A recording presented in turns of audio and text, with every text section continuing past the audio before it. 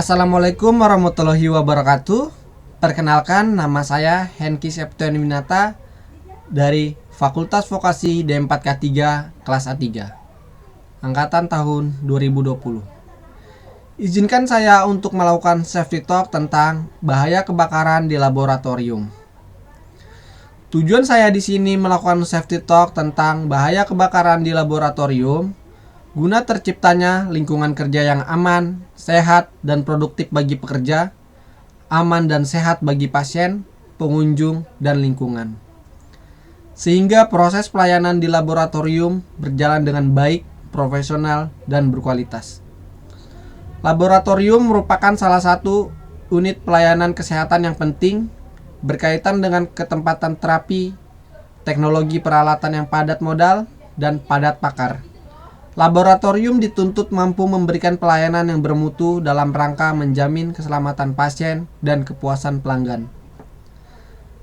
Dan adapun dasar hukum dalam safety talk yang saya akan jelaskan kali ini, yang pertama ada Undang-Undang Nomor 1 Tahun 1970 tentang Keselamatan Kerja dan Undang-Undang Nomor 36 Tahun 2014 tentang Tenaga Kesehatan. Undang-Undang Nomor 44 Tahun 2009 tentang Rumah Sakit dan Permenaker Nomor 4 Tahun 1980 tentang syarat-syarat pemasangan dan pemeliharaan alat pemadam api ringan. Kewaspadaan kebakaran. Timbulnya nyala api, baik kecil atau besar pada tempat yang tidak kita kehendaki, dapat menyebabkan kerugian dan pada umumnya susah dikendalikan. Penyebab lain dari kebakaran yaitu berupa arus pendek, peralatan elektronik seperti AC, komputer, dan alat medis, atau sumber api langsung.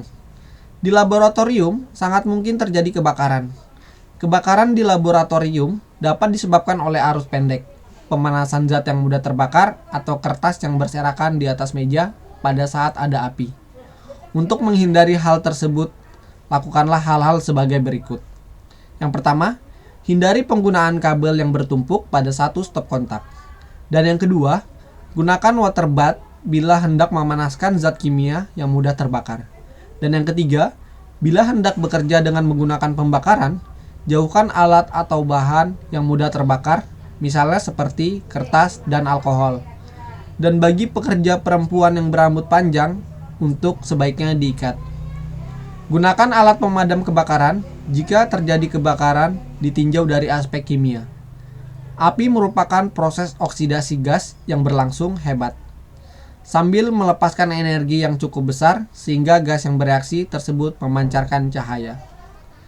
Api atau kebakaran dapat terjadi jika tiga faktor berada secara bersamaan pada suatu saat. Ketiga faktor tersebut adalah: yang pertama, ada bahan bakar, yaitu bahan yang dapat bereaksi hebat dengan oksigen yang menimbulkan gejala berupa api. Bahan bakar dapat berupa zat padat, zat cair, atau gas. Dan yang kedua, ada oksigen. Biasanya dari udara, 1/5 bagian udara adalah oksigen. Tetapi, dapat juga berasal dari bahan kimia yang bereaksi sambil menghasilkan oksigen. Oksigen inilah yang nantinya bersenyawa atau bereaksi dengan bahan bakar. Jika suhu mencapai titik tertentu, tanpa oksigen, kebakaran tidak dapat terjadi. Dan yang ketiga, ada kalor. Kalor yang cukup mengakibatkan suhu naik mencapai suhu tertentu yang disebut suhu penyulutan atau ignition temperature.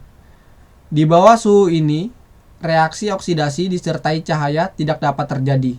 Sekali reaksi terjadi, energi kalor yang ditimbulkan oleh reaksi biasanya sudah mencukupi untuk mempertahankan reaksi, yang berarti mempertahankan kebakaran sampai bahan bakar atau oksigen habis.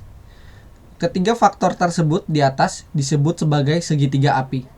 Berdasarkan konsep segitiga api, maka untuk memadamkan api adalah menghilangkan salah satu atau lebih dari satu dari ketiga faktor yang memungkinkan api itu ada, yaitu menghentikan pasokan bahan bakar, menurunkan suhu sampai di bawah suhu penyulutan, menghentikan pasokan oksigen bila di laboratorium terjadi kebakaran. harus segera diatasi dengan cara sesama dan jangan panik. Atau bisa gunakan alat pemadam kebakaran yang telah disediakan. Beberapa hal yang dapat dilakukan adalah sebagai berikut.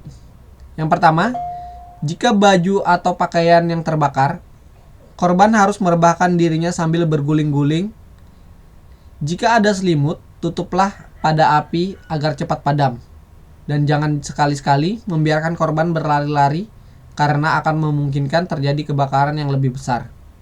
Dan yang kedua, jika terjadi kebakaran kecil, misalnya terbakarnya larutan dalam gelas kimia atau dalam penangas, tutuplah bagian yang terkena api dengan karung atau kain basah. Dan yang ketiga, jika terjadi kebakaran yang besar, gunakanlah alat pemadam kebakaran. Kemudian, sumber-sumber yang dapat menimbulkan api, misalnya listrik, gas, kompor, agar segera dimatikan dan jauhkan dari bahan-bahan yang mudah terbakar. Dan yang keempat, jika terjadi kebakaran karena zat yang mudah terbakar atau yang biasa disebut pelarut organik, untuk memadamkannya, jangan menggunakan air, karena hal itu akan menyebabkan apinya akan menjadi lebih besar dan menyebar mengikuti air. Dan untuk memadamkannya, gunakanlah pasir atau alat pemadam api ringan. Dan untuk klasifikasi kebakaran dapat digolongkan menjadi 4 kelas, yaitu kelas A merupakan jenis kebakaran yang melibatkan bahan-bahan biasa yang mudah terbakar seperti kayu, kertas, karet, dan plastik.